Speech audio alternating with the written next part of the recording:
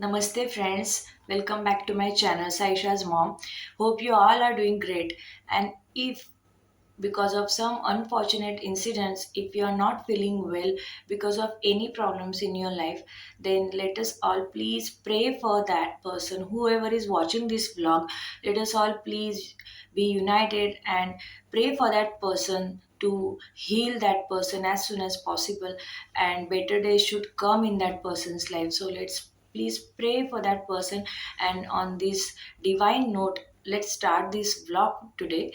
So, friends, as we saw in my earlier latest vlogs, where I mentioned the characteristics of a narcissist person, the root cause of the maximum crimes that happen against women from their partners specifically, or the person whom they know very closely.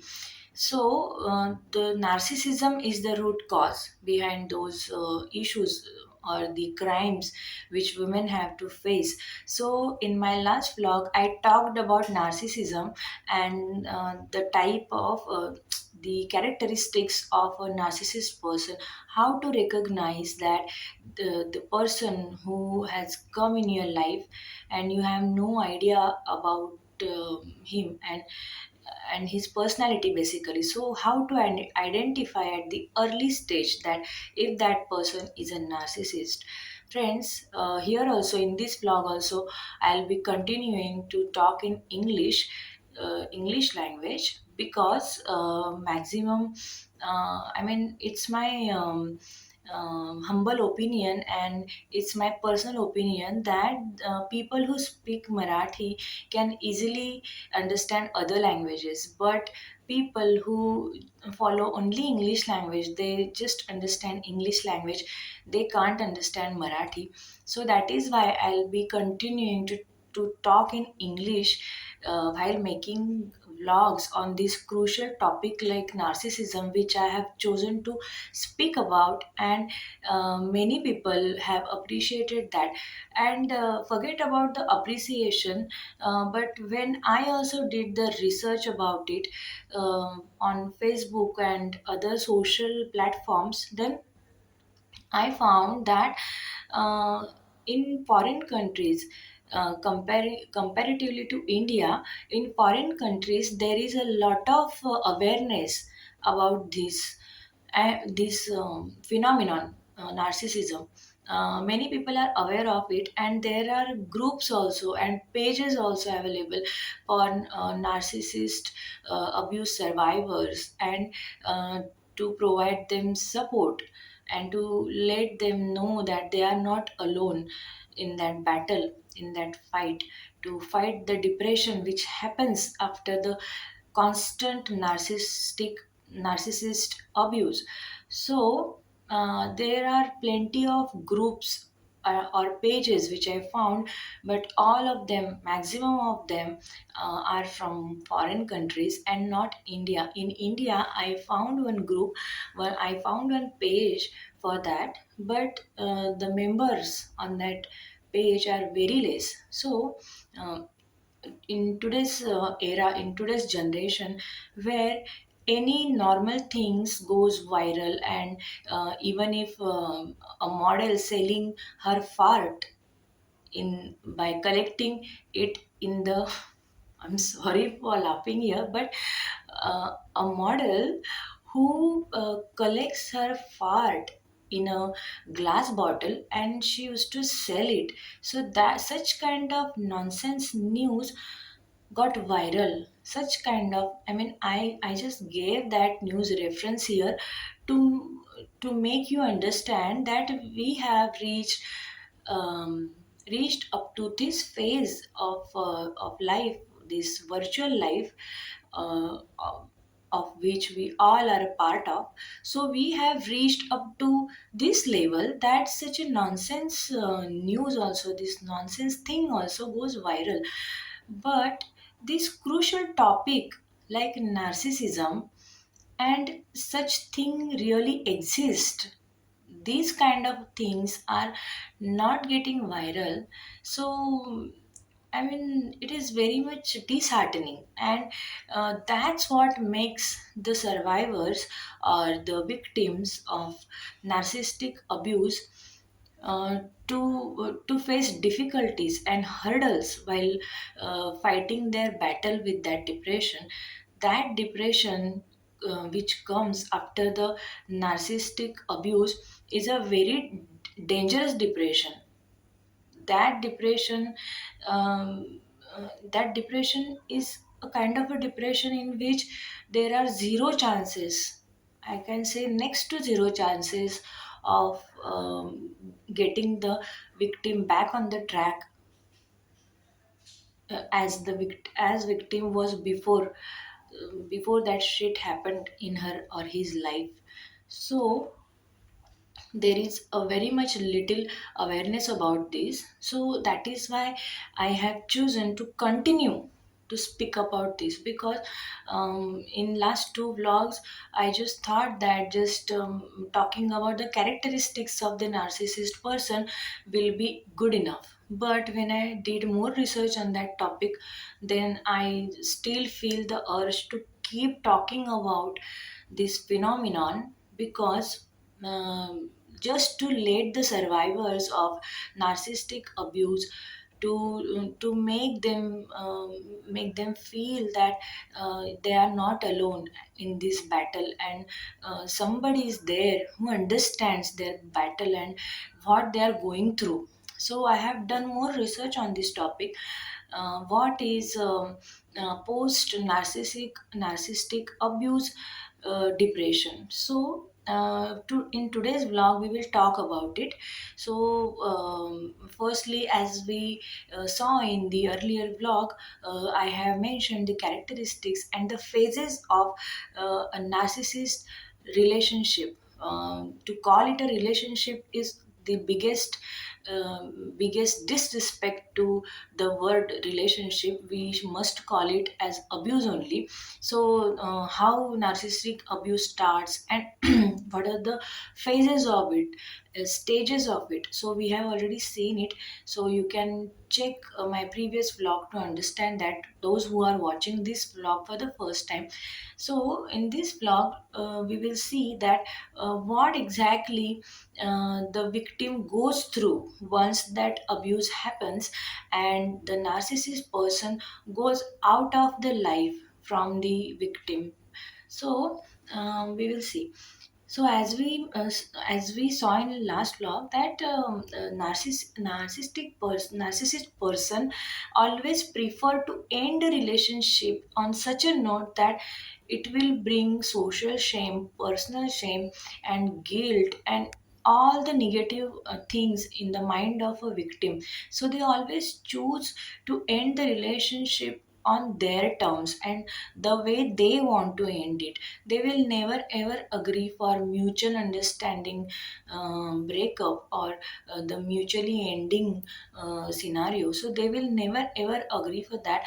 And they they will they will be they will they will close that relationship altogether, as like a hit and run case.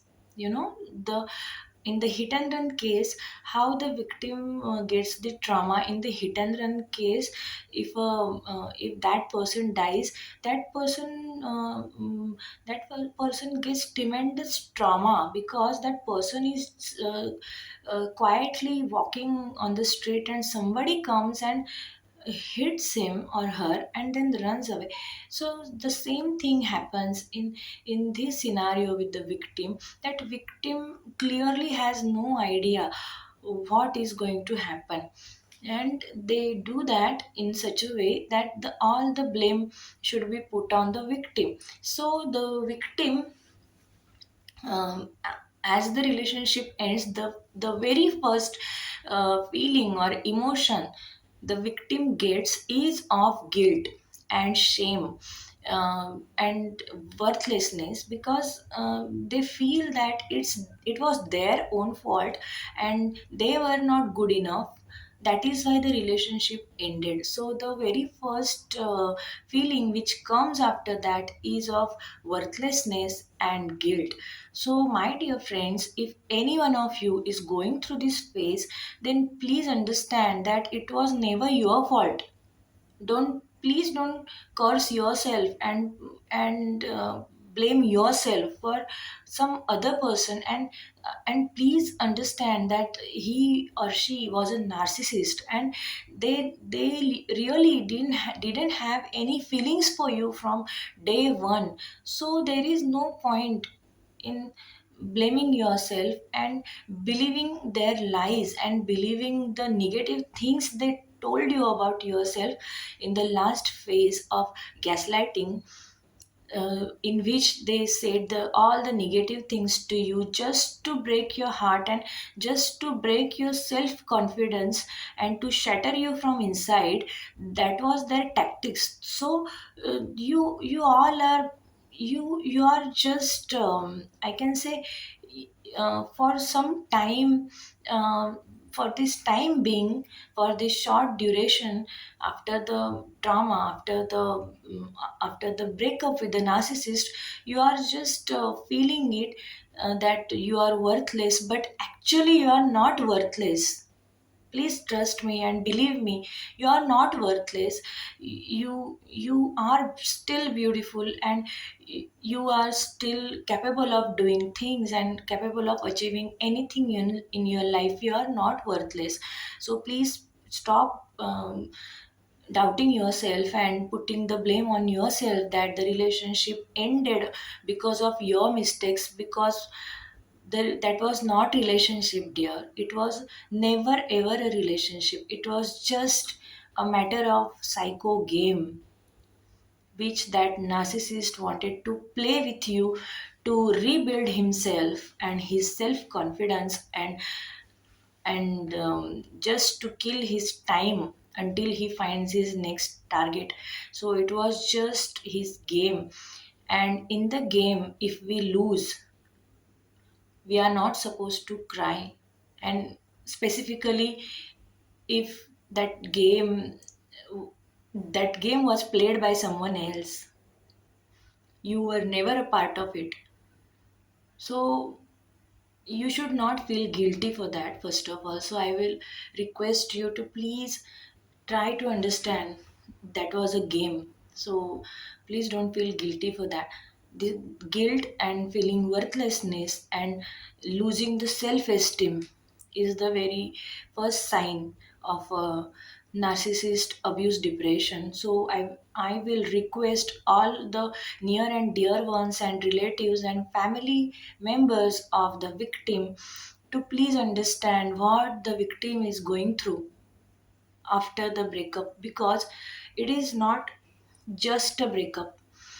You may be seeing it as a phenomenon of a normal breakup, and you must be telling the victim while watching this vlog also, many people might have gone through this scenario, and their family members will be might be telling them that is just a breakup.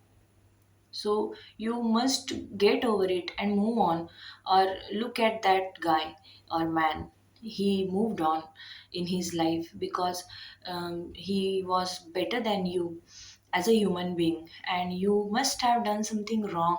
That is why you are cursing yourself, or you are not able to move on, or it was not a big deal, and you should move on. So please don't urge the victim to hurry up her healing process, because it really takes a lot of time to overcome that pain, because the narcissist has really murdered her soul.